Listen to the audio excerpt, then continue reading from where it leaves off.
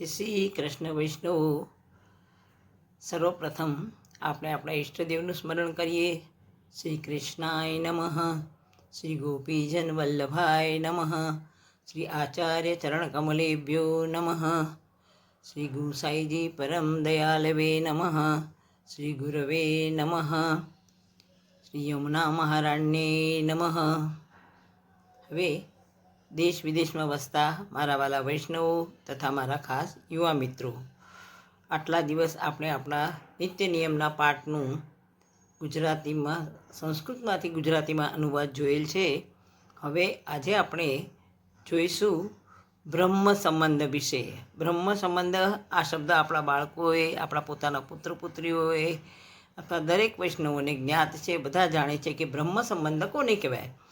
બ્રહ્મ સંબંધ એટલે જેમ કે આપણે બધી લેંગ્વેજમાં, બધા સમાજમાં બી એવું હોય છે કે અમે અમારા ગુરુ પાસેથી ગુરુ મંત્ર લીધો છે તો અમારા ગુરુ છે, એમ આપણો પણ આ ગુરુ મંત્ર જ છે અને જે ગુરુ પાસેથી લઈએ તે આપણા ગુરુ ગણાય છે. તો આ પણ આપણે આપણા વલ્લભ શ્રી મહાપ્રભુજી આપણા ગુરુ જ છે. તો તે પ્રમાણે તેઓ પણ આપણને આ બ્રહ્મ સંબંધ આપે છે. બ્રહ્મ સંબંધ એટલે પુષ્ટિજીવોનો કૃષ્ણ સાથેનો અતૂટ સંબંધ. હવે આ જે બ્રહ્મ સંબંધ છે એ બ્રહ્મ સંબંધને ગદ્ય મંત્ર કહેવામાં આવે છે. હવે ગદ્ય મંત્ર કેમ કહેવામાં આવે છે? કારણ કે તમે ગદ્ય અને પદ્ય એમ બે લેંગ્વેજ આપણા બાળકોએ, યુવાને બધાએ સાંભળી છે. ગદ્ય અને પદ્ય, જેને ઇંગ્લિશમાં કહે છે પ્રોઝ એન્ડ પોએટ્રી. તો જે ગદ્ય છે એ જેમ આપણે આપણી બધી સ્ટોરી વાંચતા હોય, આપણી કથા વાંચતા હોય અથવા આપણું ભાગવત રામાયણ વાંચતા હોય, એ બધી સીધી જે લેંગ્વેજ હોય પેરેગ્રાફ વાઇઝ, એ ગદ્ય મંત્ર કહેવાય. અને જે કવિતાના રૂપમાં લખેલી હોય એ પદ્ય કહેવાય. તો આ આપણો ગદ્ય મંત્ર છે, કારણ કે આ સાહિત્યની ભાષામાં ને છે તો સંસ્કૃત ભાષામાં જ, અને તે 84 અક્ષરનો છે. હવે એ 84 અક્ષરનો છે, તેથી તેને ગદ્ય મંત્ર કહેવામાં આવે છે. ગદ્યમાં છે એટલે ગદ્ય મંત્ર કહેવામાં આવે છે. તેને બ્રહ્મ સંબંધનો મંત્ર અથવા નિવેદન મંત્ર પણ કહેવામાં આવે છે. પુષ્ટિજીવોનો કૃષ્ણ સાથેનો અતૂટ સંબંધનો અદ્ભુત લેખ છે.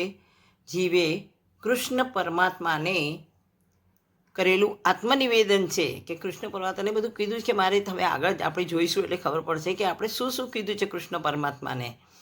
તો એવી રીતે એટલે આ મંત્રની, જ્યાં સુધી આ મંત્રની દીક્ષા લેવામાં ન આવે ત્યાં સુધી વૈષ્ણવતા ન આવે, સેવામાં અધિકાર ન મળે અને બ્રહ્મ સાથે પરિણય ન થાય. હવે પાછો આ મહામંત્ર તો જે છે એ સાક્ષાત ભગવાન કૃષ્ણે પોતે આપેલો છે, સ્વમુખે આપેલો છે. અને એ પણ ક્યારે? તે આપણને ખબર છે કે શ્રાવણ સુધી 11 પવિત્ર એકાદશીના દિવસે આપણા મહાપ્રભુ જ્યારે યમુનાજીના કિનારે રાત્રે ગયેલા, તો એ રાત્રે મધ્યરાત્રે તેમણે આ મંત્ર આપેલો છે, બ્રહ્મ સંબંધનો મંત્ર. તો એ મંત્ર આપતા સમયે તેમણે એમને કહેલું છે કે આ બ્રહ્મ સંબંધનો મંત્ર તમે જે પણ વૈષ્ણવની અથવા જે પણ મારા ભક્તોને આપશો અને કબૂલાત કરી છે ને, તો તેમનો હું હાથ કદાપી નહીં છોડું. તે ભલે ગમે એવો પાપી હશે, દુષ્ટ હશે, પણ હંમેશા હું એની સાથે રહીશ, એનો સ્વીકાર કરીશ, એનો હાથ કદાપી નહીં છોડું.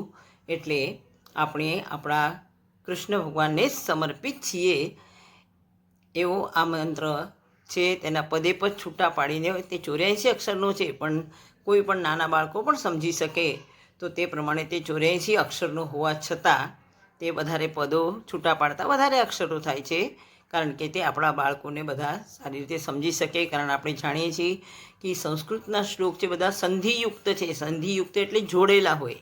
એને તમે અલગ અલગ જેમ પાડો શબ્દોને, તો એ પ્રમાણે તમને એનો મિનિંગ પણ જલ્દી સમજવા આવે, એનો અર્થ પણ જલ્દી સમજવામાં આવે. તો એટલા માટે આ બ્રહ્મ સંબંધનો મંત્ર છે, જે આપણે આપણા આગળના વિડીયોમાં જોઈશું. અને તે આગળનો વિડીયો છે તે આપણો બ્રહ્મ સંબંધનો ગદ્ય મંત્ર જ છે, અને તેના પદો છૂટા પાડેલા છે. તે 84 અક્ષરનો છે. તેને નિવેદન મંત્ર પણ કહે છે.